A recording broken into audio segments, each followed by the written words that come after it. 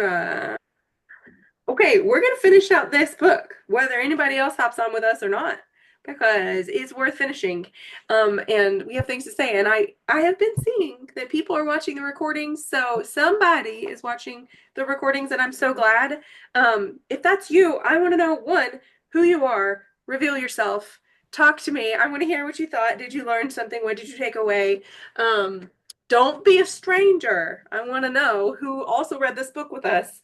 But we were talking about how these last few chapters don't like super fit with our business.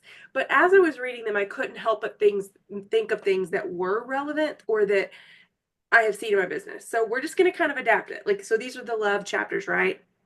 Personally, I think Mel was writing this book with her daughter who needed to hear these things. And I think that's why she wrote these chapters. Personally, that's why I think she wrote them. But anyway, that's how it ended. So chapter 18 is let them show you who they are. So, we know love is the pain. Love is the source of so much joy, but also so much pain.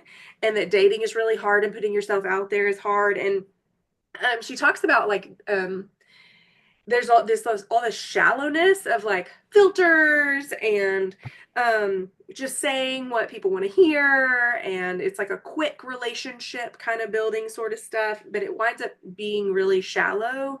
And it got me thinking about our businesses and how sometimes when we filter ourselves or when we say what we think, we get all these trainings to say exactly what you're supposed to say, it doesn't lead to like deep relationship. Sometimes it can lead to some kind of like shallow relationship when you're just posting a picture of your pink drink. You're not talking about the struggles that that you're overcoming, or getting deep with people, right? So that's what it made me think of. We have to be open with one conversation at a time. And sometimes it's painfully slow, but that's relationship building, right? Like that's how we get deep, meaningful relationships. Not all of them have to be that way. Like you could meet a random person on the internet and sell them supplements, and that's great, and you change their life. You don't always have to be deep with everyone, but that's what made me think of on that chapter, like just to be open, get out of your head and back into reality, because sometimes people aren't interested in what you're offering them. They're not interested in building relationship with you. So like get back to reality, like leave them alone. Like if they're giving you all the signs that they're not interested, maybe they're just not interested. Like we Yeah. can hurt ourselves by trying too hard. It kind of reminds me like talking about like the apps and everything that people date on now. Thank goodness I haven't had to date in 400 years. But like swipe right. Remember a few years ago when everybody was trying to get to a certain number of followers on Instagram so they could have the buy now Yeah. thing? And Hmm. it's like if people are clicking just buy now, Hmm. you don't have a relationship with them. You don't, I mean, maybe you do. Maybe they've been watching you forever, but it's very much, I feel like the retention, and I don't know, because I never got the buy now button, but the retention may not have been great because there wasn't a firm foundation and there wasn't you probably didn't know why they really needed it. And so Hmm. when they quit all of a sudden, you don't know how to encourage them why they need to keep going, Yeah, you know? Similar absolutely. kind of thing. Absolutely. So that's really all I had from chapter 18. So chapter 19 is how to take your relationships to the next level. So she talks about like unavailable people, if you're always the one choosing them, if you're always the one getting into these difficult relationships, then there's probably some therapy needed, baby. That's what we need, right? Like Mhm. looking at our attachment issues and our patterns in relationships and our boundaries or lack of boundaries. Those are things that we need, but we need them in our business too. And it got me thinking about some relationships in my early business that I didn't handle well. And looking back, some of them, like I'm thinking of one girl in particular, had created some real stories in her head about me.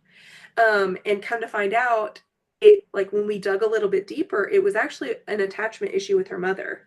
She had like put that on to me, and I wasn't giving her the validation she was looking for ultimately from her mother, right? But Mm. like she was looking for it from me, because I was, in this leadership role with her. And that's something that if she had been willing, we could have worked through. Like, we could have like dove into that a little bit more. But I don't know, I think that's something to be aware of. Like when you start to lead people, they're going to come in with stuff like this, and they're either going to be willing to work on it or not. And we just have to kind of let them.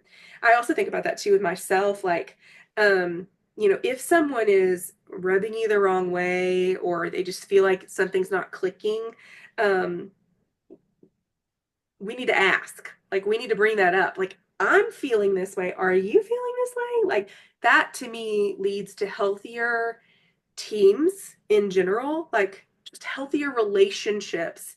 Because this business is sticky, like we're dealing with so many people, but it's not just like normal sales where you like go and buy something and take your ball home and do your own thing, right? Like we're like in the trenches with people, like we're doing daily life with them sometimes, and that leads to like closer relationships in some ways. And so you have to deal with this stuff or be willing to talk through it.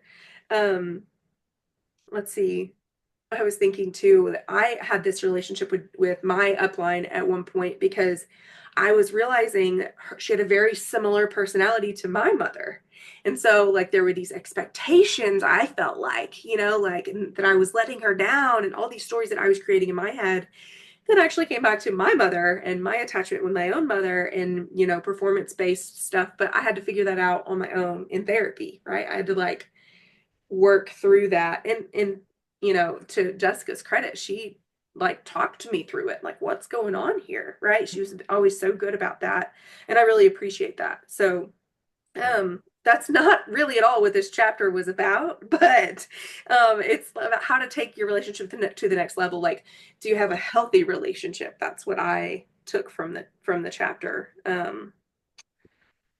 Yeah, I had the opposite things where, mine really were, well, maybe not opposite, but had expectations of my upline of what mm, they were supposed to look like and what they were supposed to do. And they didn't ever meet them. mm, And it led to all kinds of stories and issues in my head that yeah, I had to get through and then tackle with them. And now we have a great relationship. They yeah, still don't do any of those things, but it's no longer expected of me. So we're able to right, be friends. We're right, friends. When right. I read this chapter, I think, and you may have come to this point as well, but I'm at a point in my business where I'm pretty selective about who I ask to work the business with me because I have had people on my team working the business where I don't enjoy getting a message from them. Mm-hmm, Like not anymore, but where I'd see their name pop up and I'd be like, mm-hmm, I don't wanna mm-hmm, talk. Like we just did not communicate well. It wasn't great. And so now I'm like, I, there's certain people that I always think of it as like, who do I want to go on vacation with? Because mm-hmm. one of my issues was my first Emerald Extravaganza where none of my upline spoke to me. I don't ever want that to happen. So when Right. anybody on my team earns these trips, Leaders Retreat or Emerald Extravaganza, I want to welcome them to dinner. I want to hang out with them. I want them to know that they're loved and appreciated. And if I don't like them, listen, I Mm-hmm. read a meme. Did I tell you about the meme I read the other day? That's like, I've told my face to shut the F up, but the subtitles won't turn off. That's this girl. Like Yeah. at Leaders Retreat, Rob at one point he leaned over and goes, your face is saying a lot right now. Fix it. Fix your face. It's your face. So I'd rather not have to fix my face. I'd rather Yeah. just have, and not that I can control it because other levels down, but in choosing what levels I want to take to the next Yeah. relationships to the next level, Yeah. I you was know? thinking about that too. Like, in she said, or maybe I just wrote down, focus on the value of your time. So no, I think no, she said that. Focus on the value of your time. You don't want to waste your time in these relationships. And so like the seeking clarification part I think is important too. Like Mhm. this is the type of person I'm looking to do this business with. Is it you? Like if it's not, okay, let's just have this conversation on the front end. Mhm. Like I'm looking for you, no? Okay. All right, cool. Hmm. Awesome. You just want to take happy products. I love that for you. Yes. I'm just so glad I have that clarity, right? So I don't have to wonder or try to pull you along. We're just open, right? Let's just not beat around the bush here. Yeah. So clarity is worth it. Clarity combos are but it's very vulnerable at the same time, right? And especially if it's someone who hasn't started working in a business or isn't taking the products yet, like that's super vulnerable to put yourself out there and be like, okay, tell me how you really feel because you got to be prepared for the answer, whether you like it or not, right? So 20, how every ending is a beautiful beginning. Love the person, not the potential. Love them. I wrote down to love them where they are, what they bring to the table, and then let you make the decision from there on what you're going to do with your business, like with your time. Or is this person worth your time? Like we can put so much time into a certain person and then they're not doing the things. And sometimes we just have to let them not do the things, Yeah. right?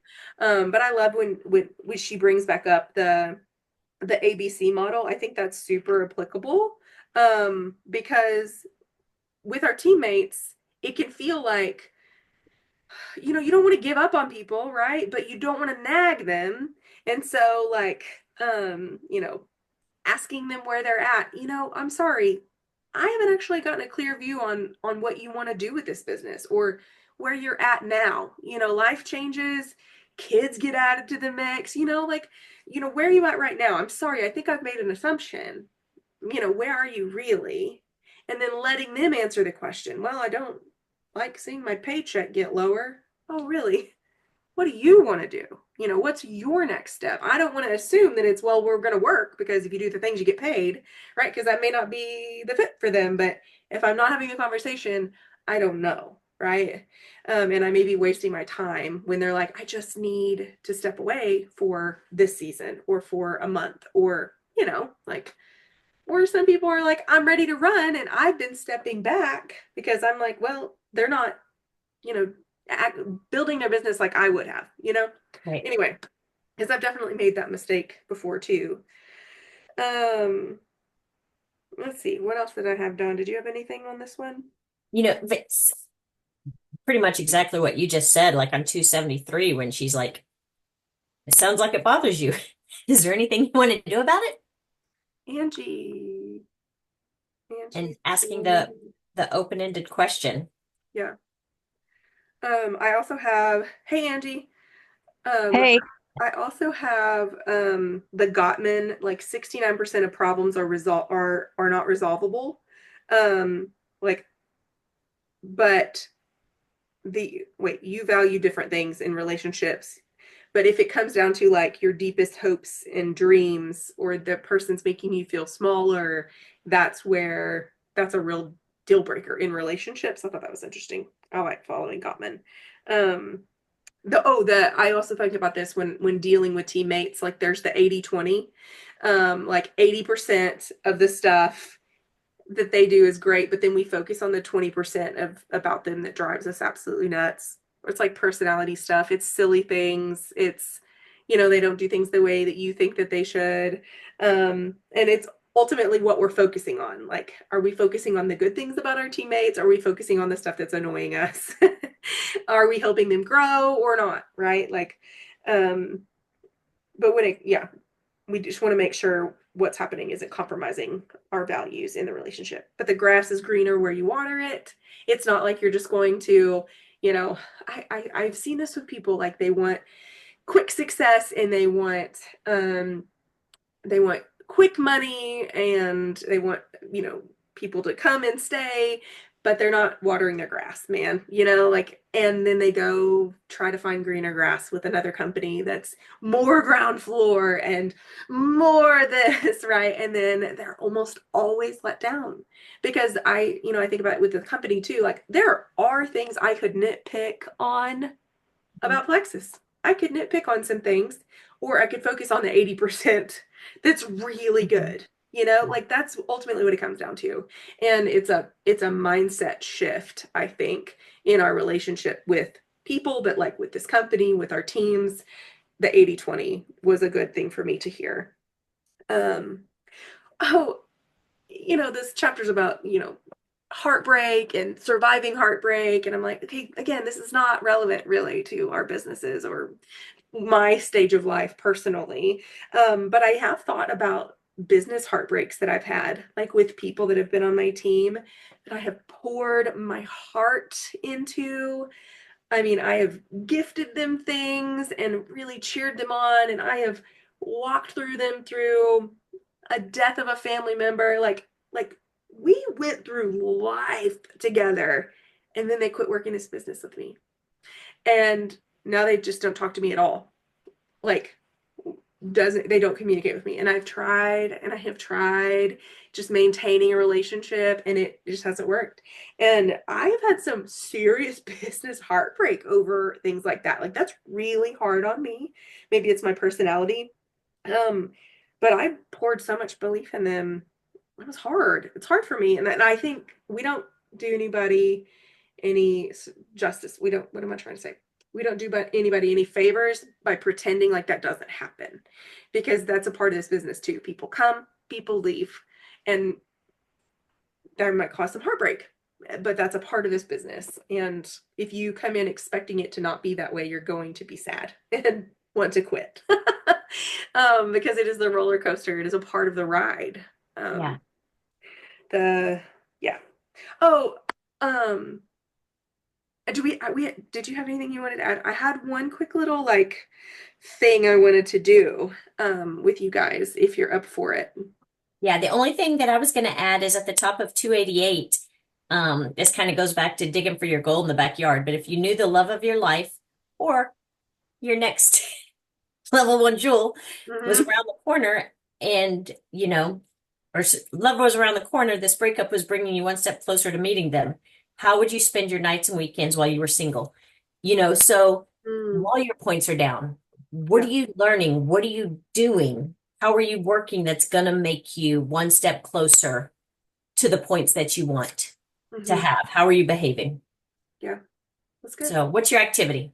How are we acting? Well, it was it's not super relevant again to the chapter, but something that she said is that you are the love of your life. Like you have always been there and you will always be there.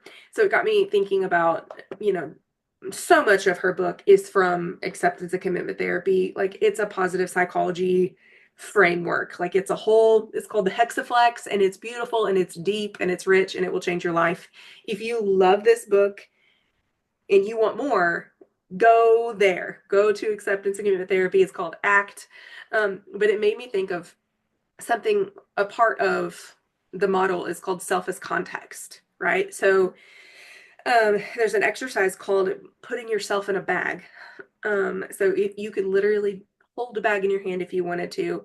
But what I want you to do is imagine all the things that make up you. And we're going to put all of those things in this bag. So you're going to identify things that make you you. So your roles. Are you a mother? Are you a business person? Are you a jewel? Are you a plexus gold or silver? I want you to think about your income. I want you to think about the thoughts that you have about yourself. I am this, I am that, I am good or bad, right? These can be positive or negative thoughts that we've hung on to about ourselves throughout our life. Um, your feelings about yourself, your experiences. Oh, I'm a college educated master's degree in social work. That's who I am. It's my identity. It's what I cling to, right? Like things that make you you, the house that you live in, your appearance, your hair color, your energy, your health, all those things, right? We're going to one by one, and in actually doing this experience, we would literally go one by one and talk about these things and visually in our head put them in the back, right? But for the sake of the time, once we get everything in this bag, we put all this stuff in this bag, and then you step back and observe it, all of you, and then eventually at the end, I want you to just like imagine putting yourself in the body, your body in the bag, your whole body, just put it in the bag, and then you step back and you realize I'm still observing this bag that I'm holding with all the things that make up me. So there's a part of us that's always observing who we think that we actually are. We are not all of these things. We are so much greater and bigger. There's a this same part of us has been there with us with the bully on the playground, right? Like you floating above your body, like watching everything happen around you. That same you has always been there and will always be there. And I think that's an important distinction because we can get really attached to our thoughts about ourselves or really attached to the rank that we are and what that means about us and who we are as a person. But ultimately, there's a part of us that is not any of those things.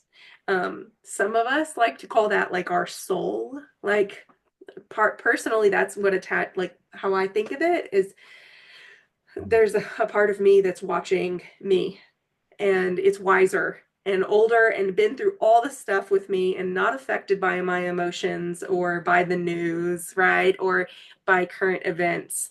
There's a sage Sunny there that's watched all of this happen, right?